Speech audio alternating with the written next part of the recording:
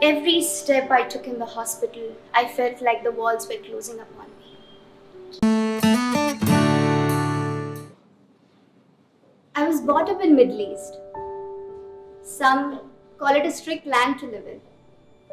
But I found my freedom on the extensive beaches, the infinite desert, the lonely camels, and of course, the highest skyscrapers. It was one of those school days during peak time in traffic. Our day had started. Sweat beads trickled down my father's face as he tried to tackle the traffic. 30 minutes into a patient line of ravaging traffic, I could see my school campus distantly. Accusations in my teenage mind on why my father was not helping his kids reach school on time spread like a virus amongst all the other thoughts. As soon as I saw the school gates, I unlocked the car door and rushed towards a cream-colored building, my sister closely following me. I could hear the first star bell ring distantly. Ambi, short for Ambili, which means the moon in our language. Ambi, look and cross the road, my father called out to me. I did not bother to look around. I was relieved when I reached class and the rest of the day went by like a breeze. The loud bell rang again and we packed our bags. An eerie, dusty sort of wind had picked up when parents came in to pick in their children. We waited for our turn and ranted away with our friends. Then I saw my neighbor who mentioned that he would be picking us up that particular day. Without asking a reason, I nudged my sister and went along with them. As we hit the highway, my neighbor broke the news that my father was not keeping well and he was going to be fine. Although he uttered the word fine, I could not find the affirmation in his voice. We reached home. At this point, everything around me was slow. Mom too had not reached back from work, nor had she called. In a silent house, we sat down for lunch as the fan squeaked amongst our lonely walls. Then the doorbell rang. I went to get the door and what I saw was painfully majestic. In the silhouette of noon rays, basking in the yellow lights, was my mother, weeping.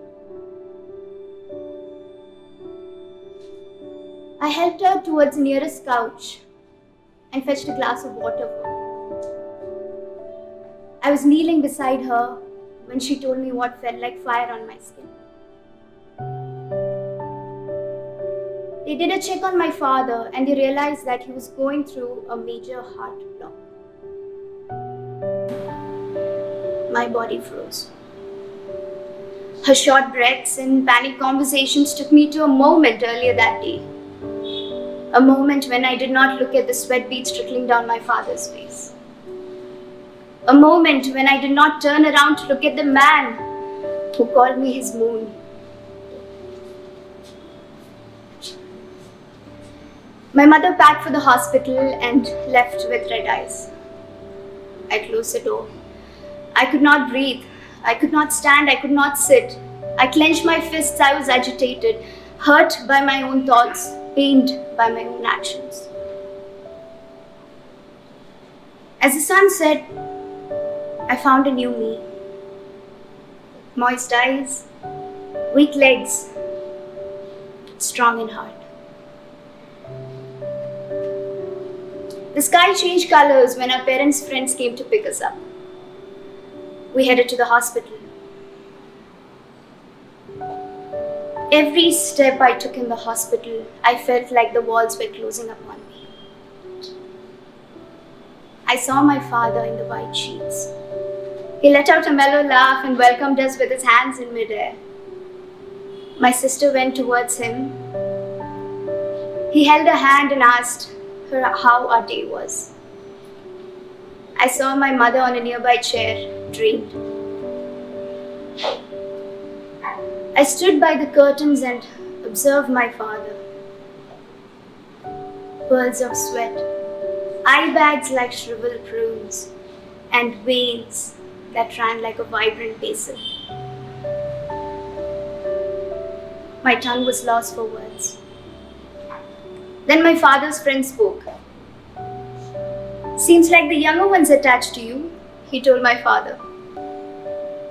Guilt ate me. Guilty for not asking how his day had gone by.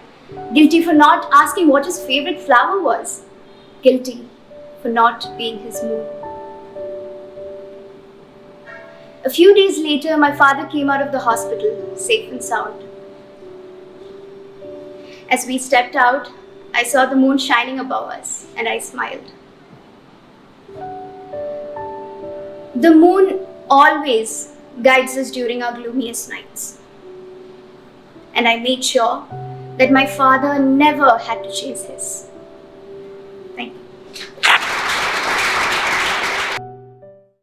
Like, share and subscribe. And don't forget to press the bell icon. Ting.